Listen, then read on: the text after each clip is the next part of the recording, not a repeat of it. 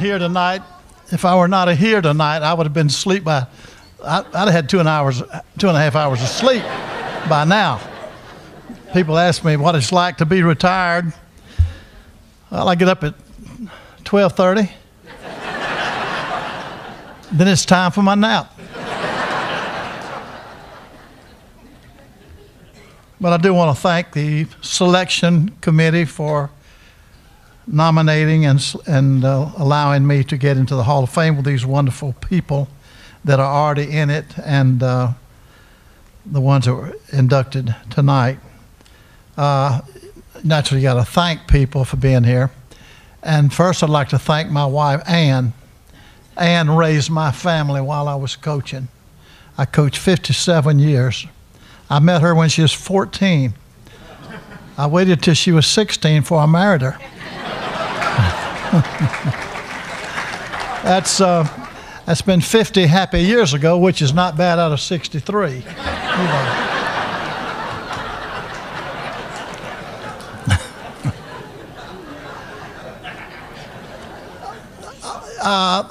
Yeah, I graduated from college in 52, and I became an assistant coach in 53, 54 at Howard College. Then I became the head football coach, athletic director, and basketball coach at South Georgia College.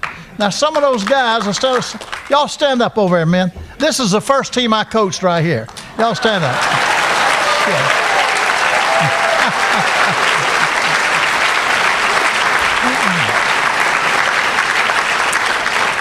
I got into the National Coaches Hall of Fame about 6-7 years ago. They were right there. They were sitting right there. They got introduced, you know, just like anybody else would. Of course, half of them older than me, but I was 25, and some of them had already been in the service, you know. Some of them were older than I was. But I'll tell you a little funny story about this. They decided, this past summer, we had our 57th year reunion. And so about after I had coached there and been gone for about 25 years, they called me and said they wanted to have a reunion. I said, okay, we'll do that. So, Coach, you'll come back to Douglas, Georgia. We'll have you a room for you and your wife, and we'll get all the boys to come back, and we'll have a reunion. So we did. They set everything up. Well, Ann and I couldn't. They were come in on Friday, stay Saturday, and then go home Sunday. So Ann and I couldn't get there Friday afternoon. Because something, so I got in that night. So Ann and I drove in that night. Now, again, hadn't seen those guys in 25 years. And we registered, and I said, are the South Georgia boys here? Oh, yes, they're here. They're back there by the pool. I said, well, thank you. So I'll go out and get my car, and Ann and I drive around the motel. It was just a 2-story motel back in those days, you know. We pull in there, and we hear a lot of noise out there behind the hotel there at the swimming pool. I said, then let me go see if that's my boys. So I walk back there and I look out there, and there's 50, 60, 70 people there having a good time. I walk back to Ann. I said, Ann, that's not them. That's a bunch of old men. That's true. That's a true story. Now I don't know if you noticed when they showed they started that film on me. They showed some early shots of the Oklahoma game of 1976, my first year, and we hadn't won a game up to that time.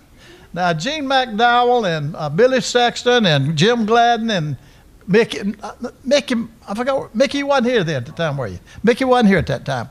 So anyway, when you hadn't got a good ball club, you try to warm up pretty. You know, you got to do something fancy to show people, boy, he's a good coach.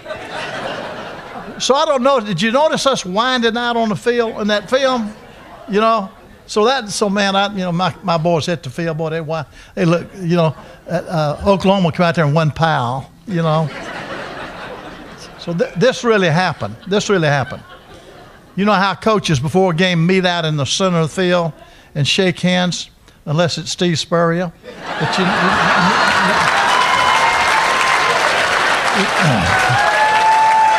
But you know how coaches meet out in the middle of the field and shake hands before the game.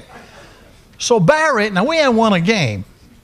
Switzer is undefeated, #1 in the nation, won the national championship the year before on about an 18-game winning streak. So he's trying to think of something nice to say to me. You know, we ain't won a game. He's fixing to kill me. And he wants to think of something nice to say. And he says, he saw our kids warming up. He said, boy, those kids look at them, how they do that.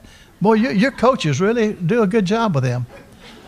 I said, Coach, I'll swap my coaches for your players.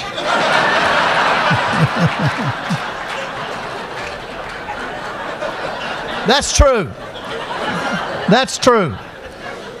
I coach, as I said, I coached 57 years. I was here 34 years. I have a favorite year. I have a favorite year. You know, it's hard to do. You got that many years. Surely you don't prefer one team over the other, and I don't. But I do have a favorite year. You know what it was? 1977. That was fun.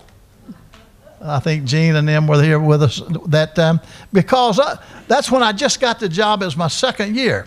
And we hadn't been to a bowl in years. We hadn't been nationally ranked in years and hadn't had winning season in years. And my first year, we didn't have a winning season.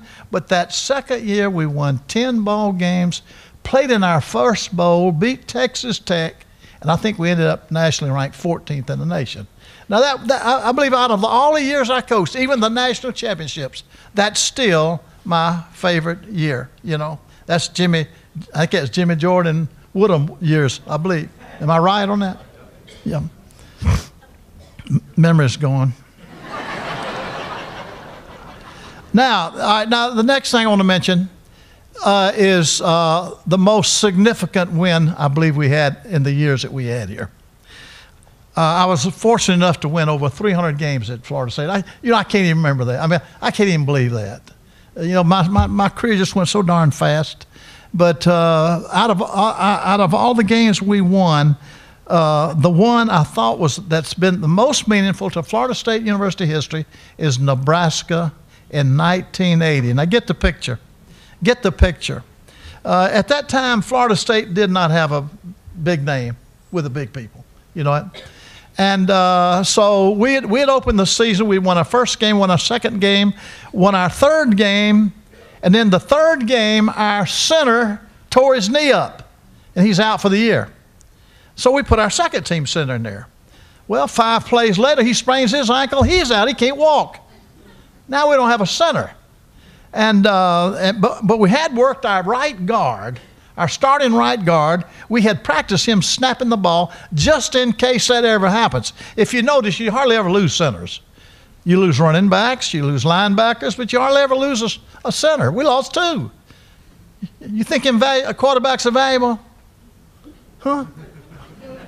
Who you think gives him the dadgum ball every dadgum play?